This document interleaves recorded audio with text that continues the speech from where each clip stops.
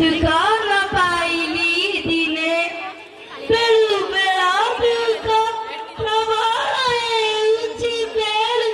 बेला दुका प्रवाळायची पिजुळी जेसाने गाणे दुकाना साना हे जय जगन्नाथ अरे मालिक सब बोलती अरे मणि अरे हम तत्ते कुछ परा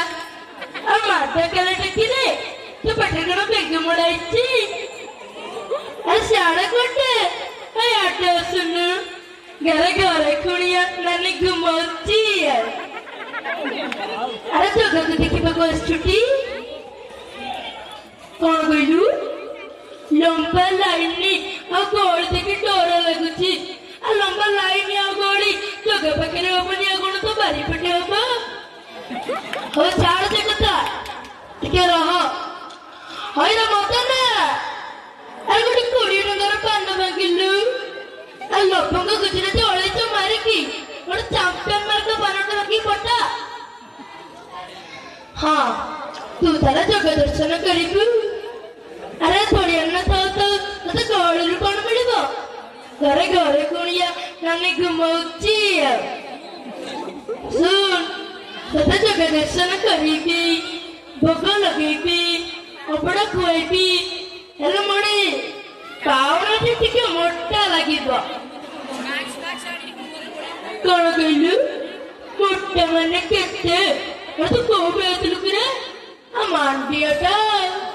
अरे यही टंका 2000 दबु आपण माठिए कौन कहलु एते टंका ते दे परिबुनी अरे जब तू पकड़े देखिबु भोग पाइबु अबड़ा खाइबु एसो पे मते 2000 कण अधिक हे गला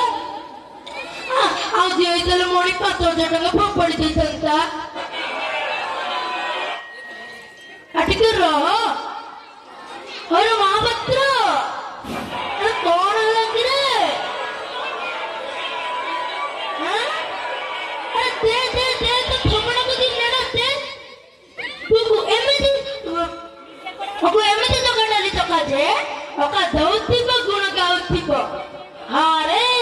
हम संगे जुक्ति करिबो हां मालिक कौन करिबो दौती तो अरे कत दंड पता होती वो गड़े को पिड़ की नहीं जाऊँ अरे ऐसे कौन कहलु वो गरीब नक्कटी बहुत दूर वो कष्ट रे महाप्रभु को दर्शन करिया पे आस्ती वो पकड़े वो बेसी पैसा नहीं तो 1000 टका पड़ीची घर को दीपा पे टका 500 दर करे काई कहलुनी तो पे गोटे इनोवा गाड़ी पटी दंती আমাকে কথা কইছ খুড়ি কি আত্মা যাଉଛି খুড়ি কি দেবে 1000 টাকা দেইতে আমনিয়া বেশি রঙ দেখুছি তো কোন কইলু মোনালে কম্পল লাইন করিবু এ তোড়িয়া নারে কম্পল লাইন করিবু আরে জানিছ তোড়িয়া নাকু এ নাটটা ভারী সরসা কোকু এমতে বেসর তখাই বিতে गोपा गुड़ा की मौसा हाँ अरे मुझे पुलिस देखुचु मुझे आईनी देखुचु अरे स्वर्ग द्वार जगह मणि बसी गोटे लॉज करिछि गोटे काठ दुकान करिछि गोटे फूल दुकान करिछि गोटे घी दुकान करिछि एते ओडिया नारो आज के कोन तड़ी पकेछि जे तू तड़ी पकेइबु बा हां घरे घरे कोनिया माने घुमौछि आज दिनटा ए पेटा मोटर पछरे पड़ी पूरा बेकार हे गया अरे तो को बैठबे चल चल तो बस स्टैंड पे चले वो एमते सुकुली बग चखे बिचे गाँव रास्ता भूली जीवु हां घरे घरे कुणिया नानी घुमौछि आज देखो जदि जने महाप्रभु को दर्शन करिया पई पूरी धाम को आसे तेबे ताको केते प्रकार असुविधार सम्मुखीन हेबा को पड़े प्रबल गहली संगकू लंबा धाड़ी पंडा मान को व्यवहार ओ पैसा टाणिबा कथा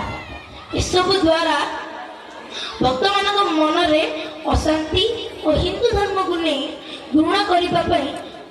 ବାଟ ଫିଟୁଛି। ଯଦି ଏପରି ଚାଲେ ତେବେ ଠାକୁରଙ୍କ ପ୍ରତି ଶ୍ରଦ୍ଧା କମିବା ସଙ୍ଗେ ସଙ୍ଗେ ହେତୁବାଦୀ ମାନଙ୍କର ପ୍ରଭାବ ବଢ଼ିବ। ତେଣୁ ଏସବୁ ସମସ୍ୟାର ସମାଧାନ ପାଇଁ ନିୟୋଜିତ ପଣ୍ଡା ଭାଇମାନେ ଦୟାଳୁ ହୁଅନ୍ତୁ ଏବଂ ସରକାର ଉଚିତ ବ୍ୟବସ୍ଥା କରନ୍ତୁ, ଯାହାଦ୍ୱାରା ଆମ ପରମ୍ପରାର ମହତ୍ଵ ବଜାୟ ରହିବ। ଜୟ